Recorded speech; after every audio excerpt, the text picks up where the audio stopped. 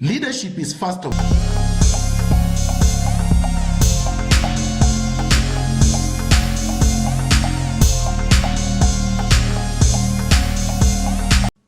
Leadership is first of capable of thinking coherently in a manner that will bring vision to policy and will transform policy to programs and will transform programs to concrete things that positively give people what they need.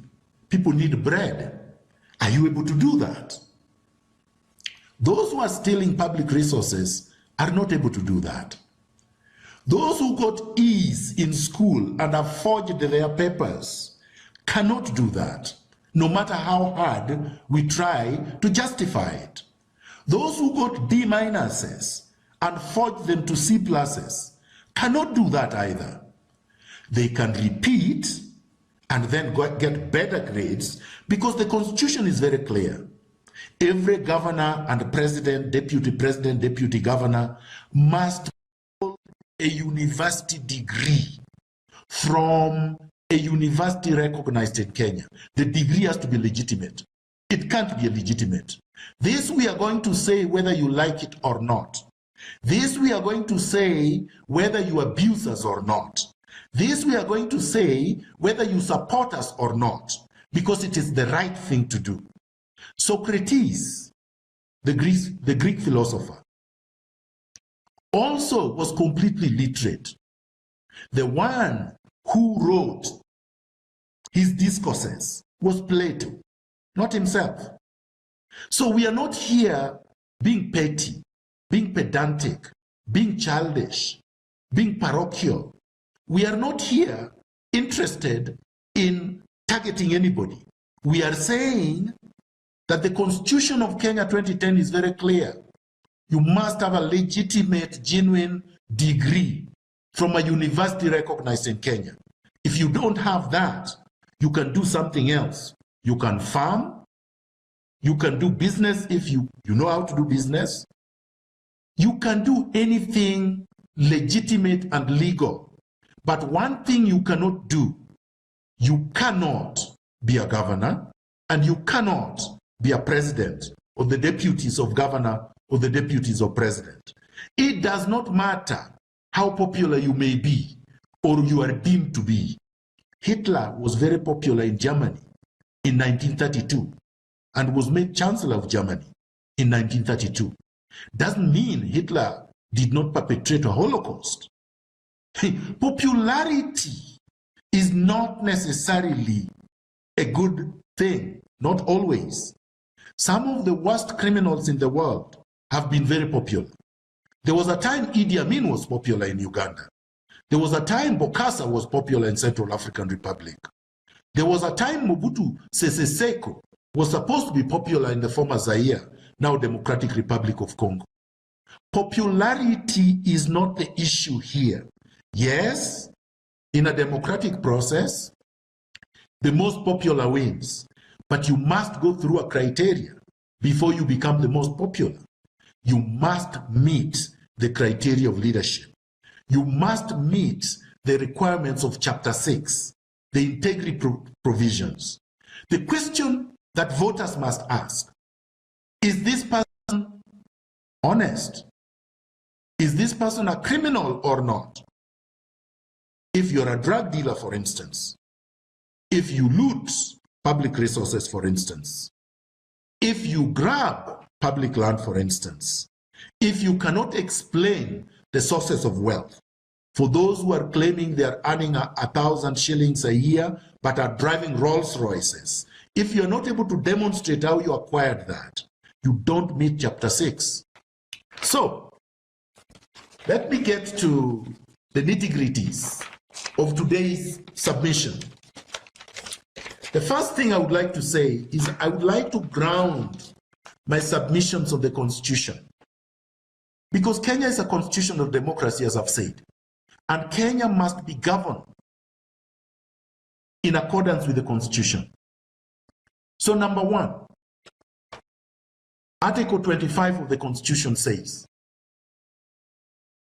Despite any other provision in this Constitution, the following rights and fundamental freedoms shall not be limited.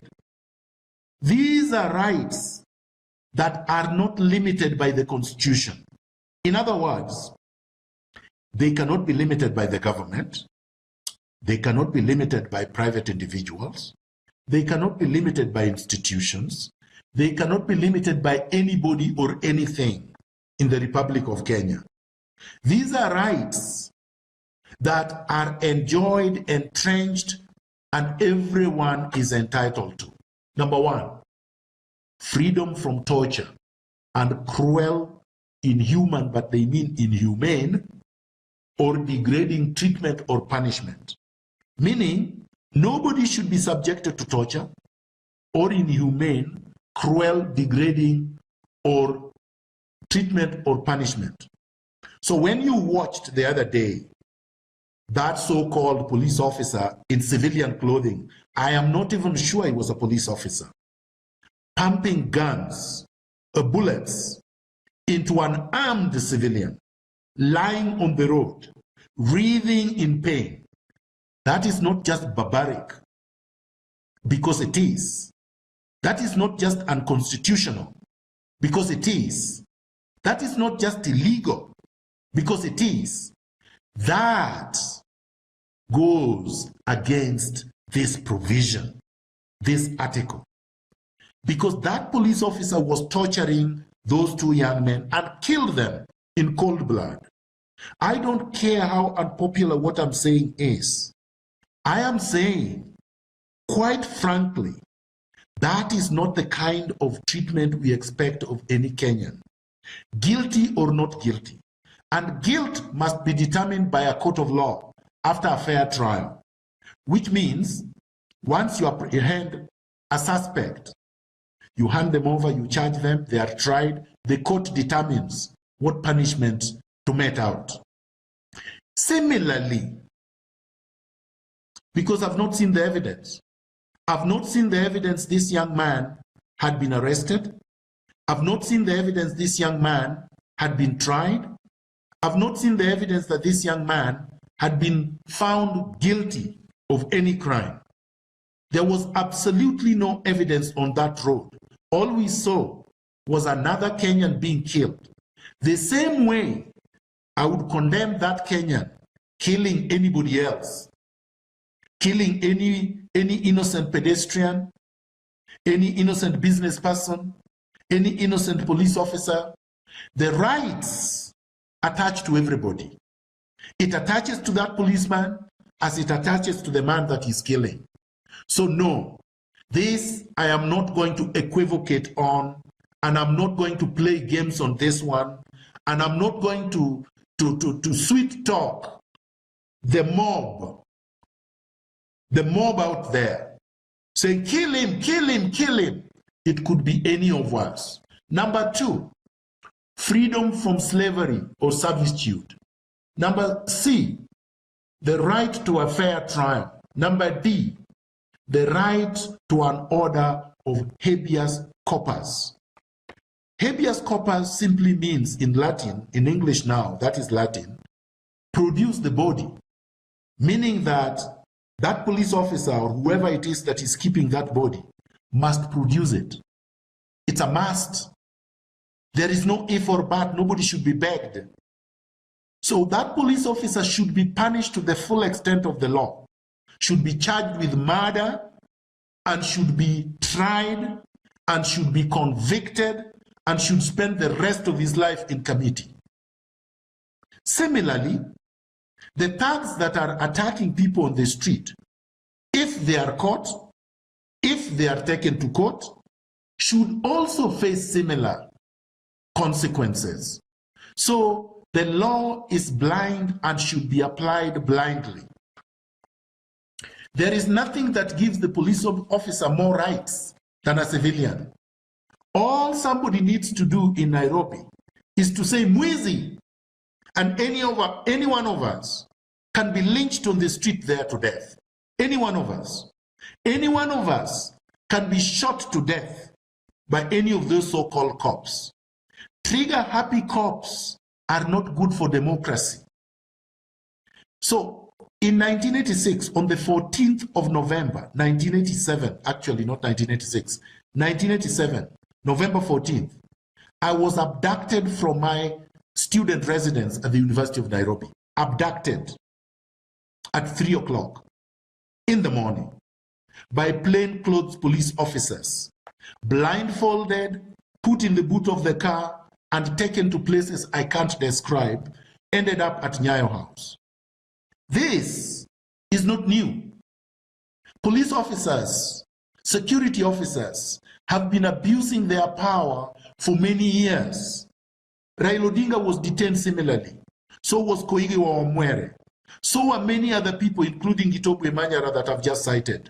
There are a lot of courageous Kenyans that have suffered because of this kind of arbitrary power, arbitrary use, abuse of lethal power.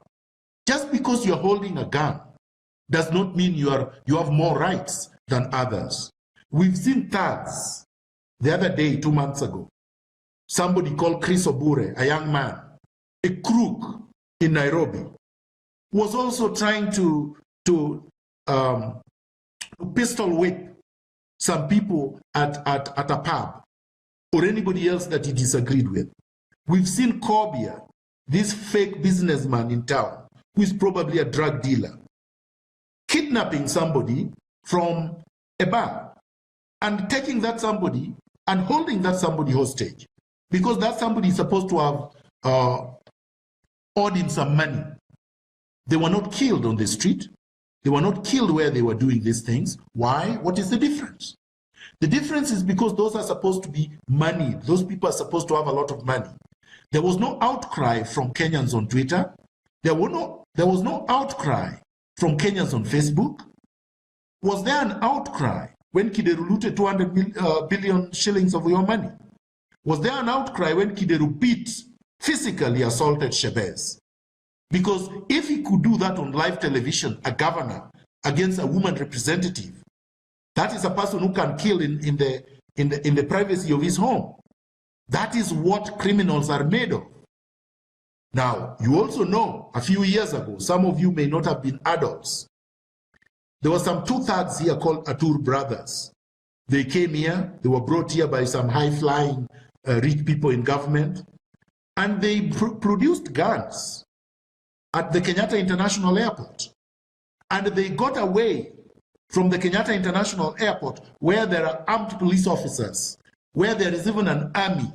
There are many, many security officers who are armed, refused to pay their custom duty, and drove out of there. They were never arrested. We must ask this question. How about Waiganjo, Joshua Waiganjo, the fake police officer that rose through the ranks almost to the point where he was an OCPD? He was controlling legitimate police officers. He was holding a gun that he was not entitled to hold. He was arresting people, even though he had no power to arrest.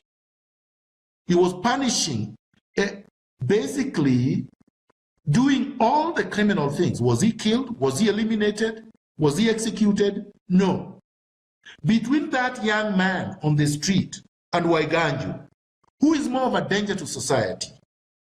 We must be a country that have balance when we are judging things. So Article 25 is very clear. Nobody is allowed to torture. Nobody is allowed to treat anybody cruelly. Nobody is allowed to subject anybody to inhumane treatment or degrading treatment or punishment. And nobody is supposed to subject anyone to slavery or servitude. So I've had Kenyans give me very fake, very implausible arguments, saying these looters are not affecting them directly. These looters are stealing their taxes. So they believe that if somebody is stealing your taxes, they are less of criminals than a street homeless person stealing 200 shillings from them. No, ma'am. No, young man. You are wrong. It is because of the looter that we have the homeless. It's a direct correlation. It is because these people are looting billions of our money that should create a conducive environment for business, a conducive environment for opportunities that is enough to create employment for these young people, is enough to train them so that they become productive members of society, is there enough to build homes, safe homes, is enough to rehabilitate them, is enough to train them. That is why we are having them. Somebody is saying, look, Miguna, they have the homeless in the US or in Canada. Yes, they do. So what? They do. But what is the percentage of the homeless in Canada or the US? The fact is this. Number one, the unemployment rate in Kenya is 65%. That is unsustainable. The unemployment rate in Canada is 3%. It rotates between 1 and 7%. The US the same, 1 and 7%. So yes, you will have a few people that cannot survive in a competitive economy. Yes, you will have that. And yes, you will have a very minuscule people if we have proper governance. A minuscule that probably because of mental health issues or psychological issues or psychiatric issues, or maybe because of social issues, find themselves on the street. But what do they do abroad? What do they do? They build homes for them. They build shelters for them. They have what is called a social welfare system. They have mandatory health care for the vulnerable. They have counseling programs for them. They have rehabilitation facilities for them. They have soup kitchens for them. They have places these people can get clothing. So, of course, a person who is well taken care of would most likely not engage in dangerous activity such as snatching your cell phone so that they can sell that for maybe 50 shillings so that they can have a meal. I'm not justifying a snatching of a phone. I am not justifying theft. I am not justifying thuggery. I am not justifying criminality. I am explaining that Kenya is a society where we don't take care of the vulnerable, and we can and we should and we must. It is in the Constitution. I will refer you to the Constitution. The Constitution of Kenya 2010 provides for economic and social rights. And this is what it says at Article 43. Every person has the right to A, to the highest attainable standard of health, which includes the right to healthcare services, including reproductive healthcare. B, to accessible and adequate housing and to reasonable standards of sanitation. C, to be free from hunger and to have adequate food of acceptable quality. D, to clean and safe water in adequate quantities. E, to social security. F, to education. E, to social security. F, to education. These are rights that are in the Constitution. These are rights. And you all know that a lot of young people in Kenya, I'm talking now of even educated, learned young people in Kenya. Young people who have gone to Form 4 and done their KCSE and did not even get D- and E. Young people who got even A's. Young people who even got B's. Young people who got C's. Young people who have demonstrated that they are hardworking, they are bright, they are smart, they are law-abiding, they have done what a society expects them to do. They have gone through school, they have sat exams, they have passed. They want to go either further or they want to work. What happens? They are all unemployed. Many of them are poor, so they can't even go to university, they can't go to colleges, they're living in slums. Others have gone to college. They have diplomas, they have certificates. Many of them even have degrees from recognized universities. The University of Nairobi, Strathmore, KU, Egerton, Moi, name them. The so-called cream universities in Kenya. And what is it that they are doing? They are living in complete squalor in the 100 and more slums in the Republic of Kenya or in Nairobi. In Nairobi alone, there are more than 100. In Nairobi alone. So, if or when some of these young men are lured into crime and get involved in crime, and I'm not excusing crime, but I'm saying, assuming they are lured into crime, honestly, yes, we blame them, but we also blame society. We also blame the leadership that have abandoned them, that are not taking care of them, that have looted everything that should have made them productive members of society.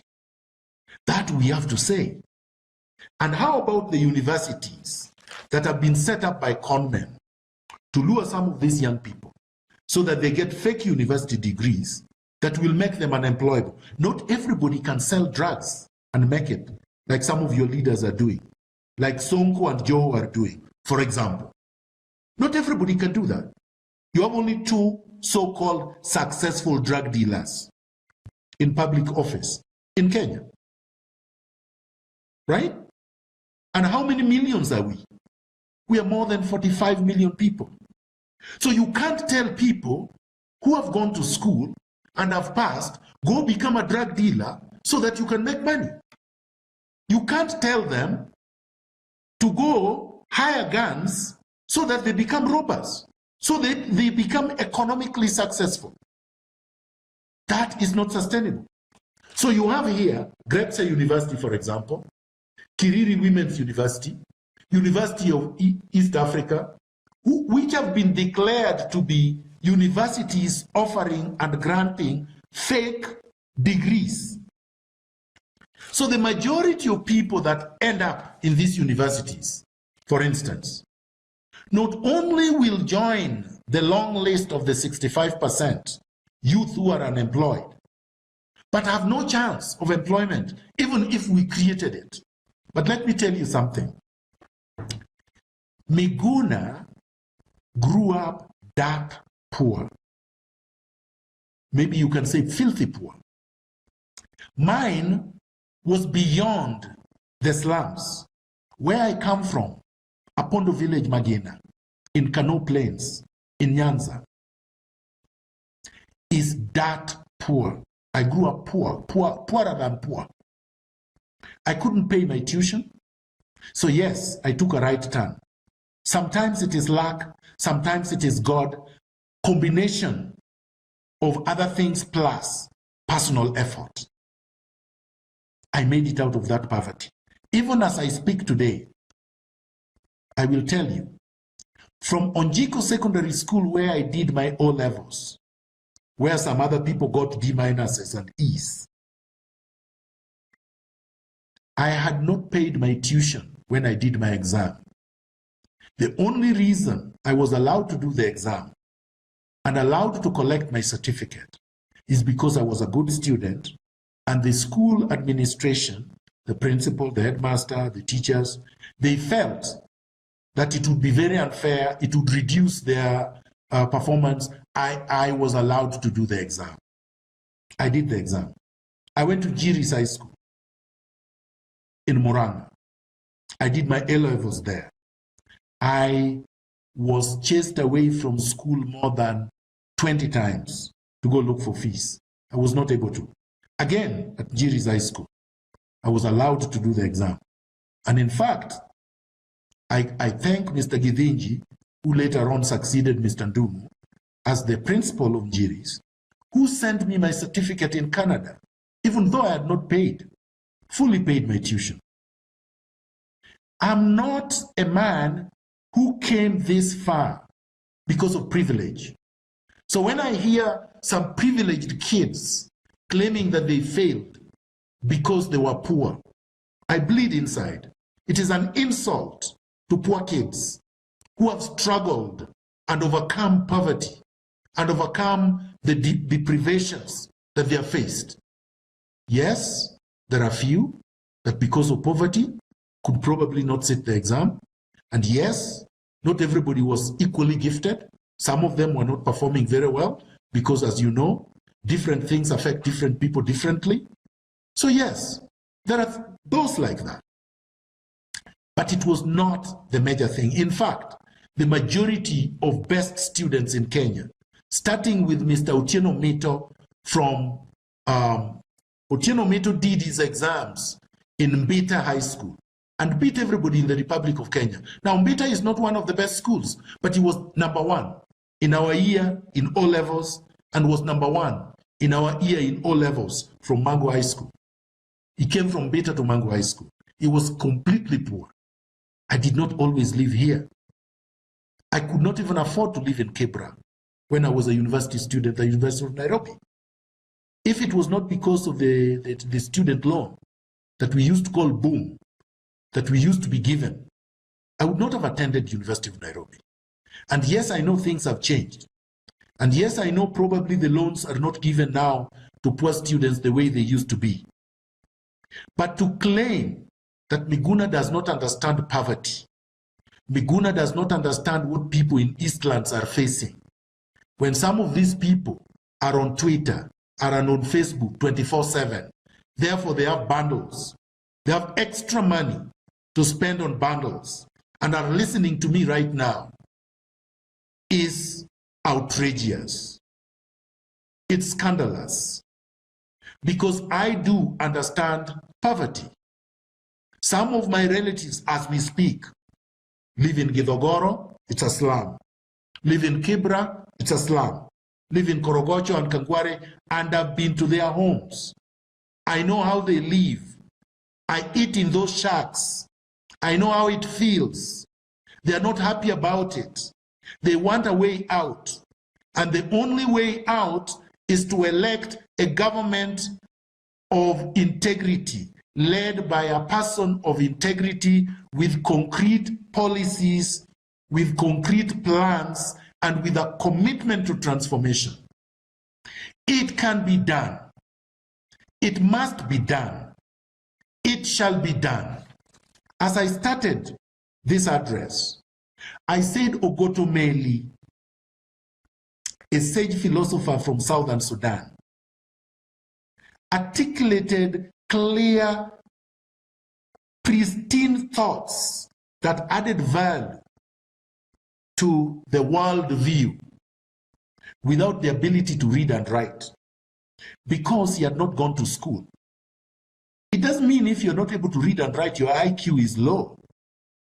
That's different. It's different from somebody who actually goes to school and fails. That person's IQ is low because they have been tested and found wanting. A person who has not gone through formal learning but is able to conceptualize ideas can become a professor. In fact, there are illiterate professors in the world. Let me give you this example. In Canada, there is a man called Stephen Lewis. Stephen Lewis comes from a privileged background, but did not manage to finish university. So he dropped out of university. He has no degree, he has no diploma. But is one of the most articulate public figures in the world and has been given degrees, honorary degrees, all over the world, and has represented the UN and other international bodies all over the world. In other words, Miguna is not petty. Miguna is not naive. Miguna is not stupid. Miguna is not driven by selfishness or malice. I am driven by a deep commitment to this country, a deep commitment for humanity, a deep commitment for transformation.